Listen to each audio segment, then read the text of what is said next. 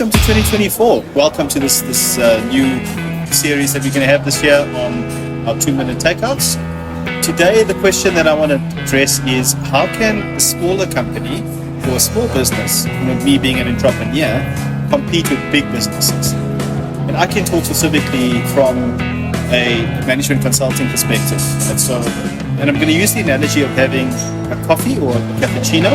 That I normally ask you whether you want short, tall, and I'm going to take the analogy of taking a small one and a big one to kind of explain a bit better about why small businesses are still very competitive in today's market. Right? So if we take a short cappuccino, right, for example, and we take a large one, I don't know if you know this, but they use the same amount of actual coffee when they make the espresso in the actual cup.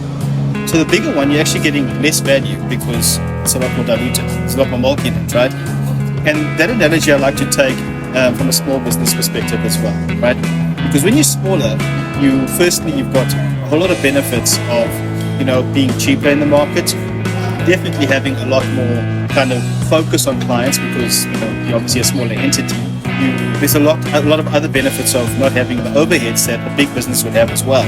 We might actually even come in a lot cheaper just because of that, So the benefits of having a small business far outweighs benefits of having a big business.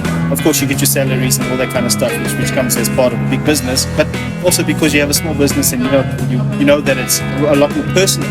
There's a lot more drive in it, right? So also I don't want to take away from big businesses as well. I worked for two of the biggest management consulting firms. And what they did is they basically took their business and chunked it up into smaller ones because they understand this, right? They understand the power of people basically managing their business on their own in little chunks, and I was one of those capability leads. So even really large organizations understand that there's power in having kind of smaller entities. The only obviously difference is that in my case, for example, I needed to make sure that I built my credentials. With working with two of the big four consulting firms, it's very important to me to make sure that people know that I have the credentials to back that up, as well as in my case, making sure that I built my network while I was at both of those firms. So when it comes to bigger being better, smaller being better, I definitely prefer the fact that.